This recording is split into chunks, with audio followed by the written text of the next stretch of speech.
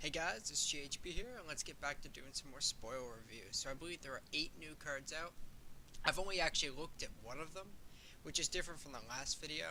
The only one I do know of is what we're going to start with, and the reason for it is because of the mechanic listed. So I'm just going to put it up on the screen, and then I'll talk the mechanic before I talk anything else. So this one I was asked about. Apparently we just don't know what night is yet. At least that's what I understand. Why is my hair? Oh my god, my hair. Like, what's going on with my hair? Tangents, professionalism. Uh, so let's evaluate this card. So the first thing to note is dinosaurs were originally Elysian. Now we're seeing a Xenon dinosaur lord, which is kind of weird if you think about it. How do I describe this? We already saw Life Force as the main Xenon theme. So to see them move into dinosaurs really makes me wonder. Like, you have a strong color pairing in Elysian that's already lacking in identity. Didn't really have a large theme except for that dinosaur theme. Why are we shifting that over to Xenon? But let's actually evaluate the card. So 5-mana 3/3. Let's just assume it has ambush. I don't know what the condition for night is, but at its best, when it's a 5-mana 3/3, it's pretty shit.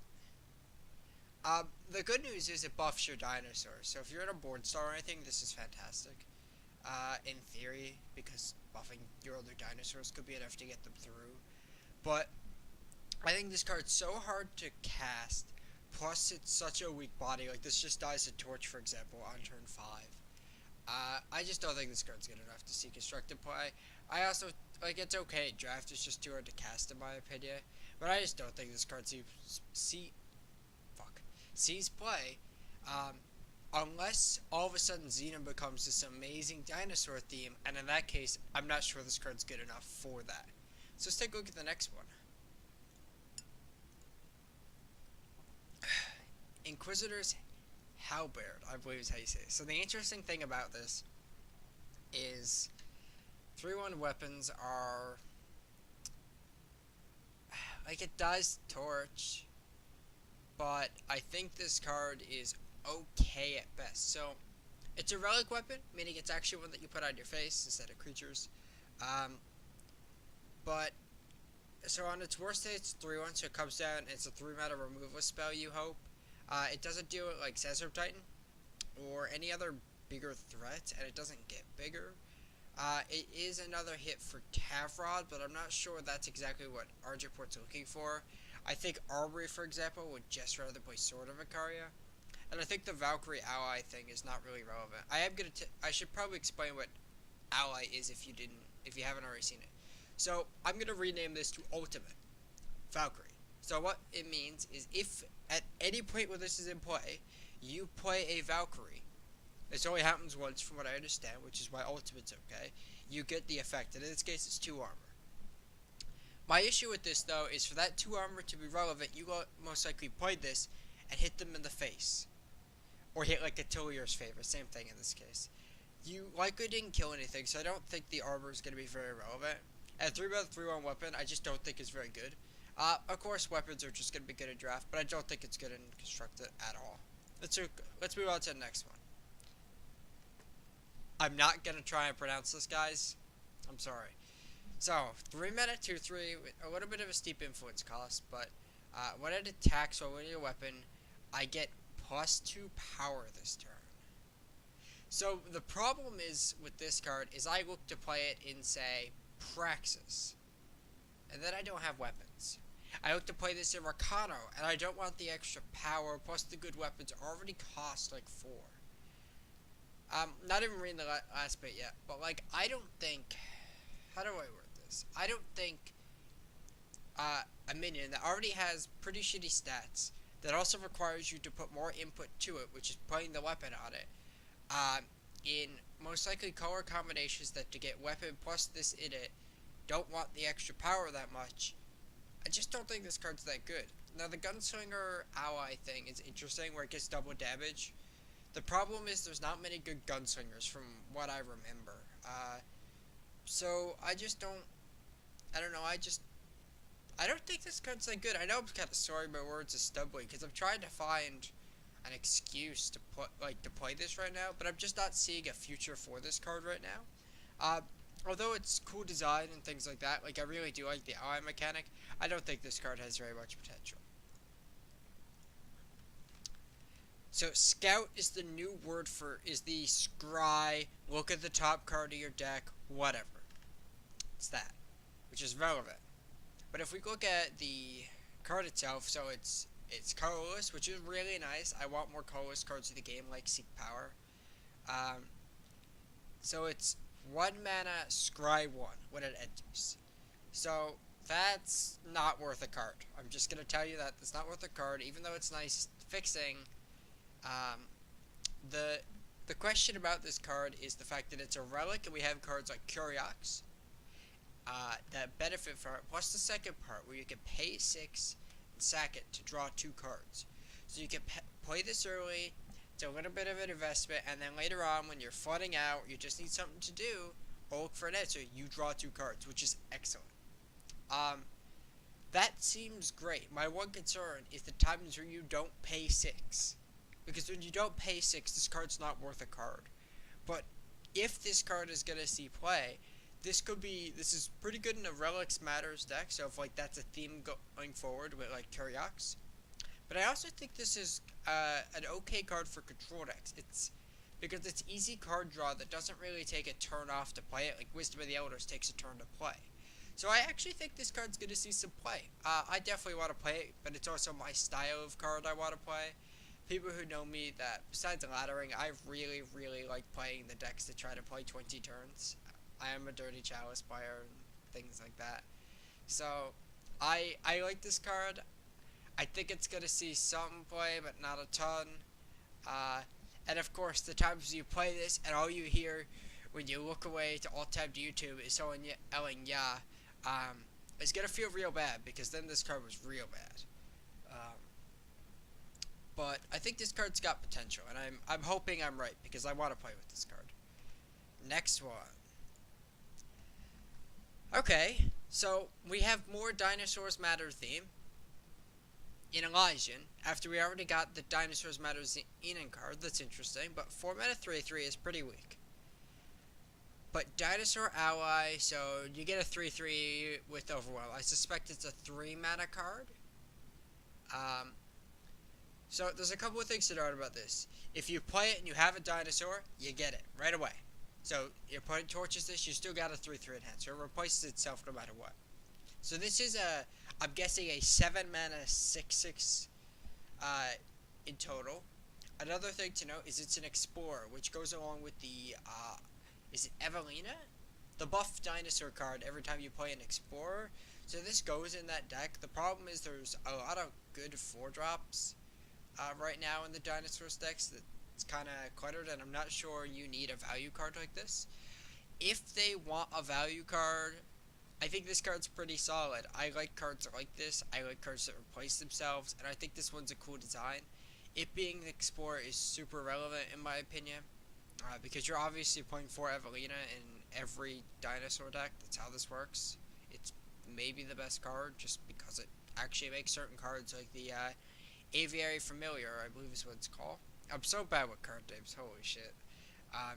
Makes cards like that a threat too, which is really nice, because you kind of want to play those cards for card advantage, ramp, and in fact it's just a dinosaur, which tends to be a good thing. So I actually really like this card. If you could fit it in the Elysian Dinosaurs deck, I'm sure this card could see some play. Question is it better than the other 4-drops? And we also have a huge set to see still. So I'm not sure on this card yet, but I think it definitely could see some play. Next one, Stella the Shot Caller. So 3 mana 2/2. That's with Aegis. Last time I read one of these, it was a really bad time, but I'm gonna take the time to read it. When it attacks while wielding a weapon, each gunslinger and weapon in your deck gets +1/+1. Okay. So it's a really shitty static minion with Aegis, but I don't think that matters too much. It might, but so if you play this and you go like Hammer of Might attack, it's okay. My concern about this card is it's such a bad tempo play, And to make this card at all worth being in your deck, you had to play a weapon. Now, of course, if there's one thing to know is the two gunslinger cards we looked at are Rakano. Rakano Outlaw is a gunslinger, I believe. I'm not going to check right now, but I think it is. And I'm sure they're going to print a bunch of gunslingers, because why not? But if you're trying to play a deck with these, you're obviously going to play cards like Ornate Katana and maybe Warhelm. Like, you're going to play the cheaper weapons to get the effects, of course. I think if there's a gunslinger weapons deck, this card is okay. The effect is nice, but I compare it to Navani. So the difference is Navani gets vanquished. It doesn't get through like Sandstorm Titan, which if you're on the draw, you never get the chance to get through with it. Actually, on the play, you never get a chance, but on the draw, you still don't with this card. But Navani's effect isn't very good because often that Warcry is actually like Warcry on one card or Warcry on two cards. You don't normally see that far into your deck, so buffing, like if this card just said 3 mana 2/2 Aegis Warcry, if you're holding a weapon, like I don't think that, if you play a weapon, I don't think that card's particularly exciting. Now, I could be wrong, and we're gonna obviously get some cheap weapons if they're gonna make this worthwhile, but if there's an aggressive Rakano Gunslinger deck that has good weapons to go with it, now we already have Hammer, Might, and Deforge Plate, which are good, but we're gonna need something else, I think, something good and cheap besides Katana. I guess we have Shogun Scepter too. But then the question also becomes, how many good gunslingers do we have? I do think this card is really interesting, and I do not have like a straight evaluation for it though after reading it and thinking about it. Because this card's either gonna be like really good or just awful, and I'm not sure which. I'm leaning towards the awful side. This isn't no Bartolo, man. This isn't a Bartolo in any way. Next one. 4 mana 5/3s make me cry, but let's try. So it's a Yeti, and if it hits the enemy player, you get a snowman equal to the number of Yeti. I don't think this card's playable. That's what I have to say. So it does a Torch, Annihilate, Vanquish, and Banish. Those are the conditional remove spells I can think of. I guess it doesn't die to Suffocate, and it doesn't die to Rock Slide, but I think this card matches up too poorly against cards like Sandstorm Titan and is too slow for what the Yeti deck is currently trying to do. Although this card is really interesting, I also don't think a 4 mana 5/3 that when it hits you, you get a 1/1 or a 2/2 isn't that impactful in a lot of games. But I just don't like the chances of this card ever connecting. I just think there are so many good answers to this card. Plus, there's just cards like Sandstorm Titan that currently Primal struggles to answer. Plus, there's so many cards in other classes that just straight up block this too. Especially if you play this card on the draw. And I think it's too slow against other aggro decks to do a whole lot. Although I love the design and the art is super cute, I just don't think this card is going to see any constructed play.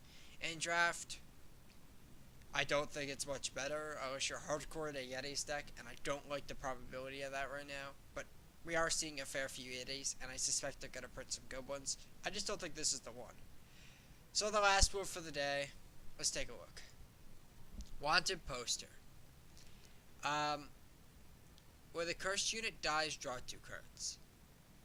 So you enchant a minion, and when it dies, you draw 2. So this card is card advantage. Kinda. The interesting thing is you could put it on yours or your opponent's minions, which is cool. I have a flavor fail about this card. In the background, it should be a Tavarod, an Oni Ronin, and a Sandstorm Titan, instead of 3 random faces, because they all deserve to be on wanted posters. I think this card is super flavorful. I think in draft, it's probably quite good. Actually, it's very good in my opinion. But in constructed, I'm concerned this card. The problem is you play it, and in theory, you're discarding a card until you get the value. But one thing that you can easily do is, let's just say you're playing Combray colors. You play Temple Scribe, you play this, you chump block with the Temple Scribe, and you draw 2 cards. Like, I can see this card seeing play, and maybe this goes in like maybe a Rakano's token shell as a 1 or 2 of to give you some extra card draw. Although then you're playing cards that don't impact the game. Although it's only 1 mana, my big concern about this card is the lack of impact it actually has on a game when it enters. That's concerning. Although I think this effect is really cool, I don't think this card sees a ton of play unless I'm missing something. If I'm missing something, this card could be very good. Like, I think there's a lot of potential for this card. I just am not sure it's fully there yet. But that wraps up that. Wow, words are hard. That wraps up today's spoilers. Thank you guys for tuning in, and I'll be back in 2 or 3 days with more spoiler review. See you next time.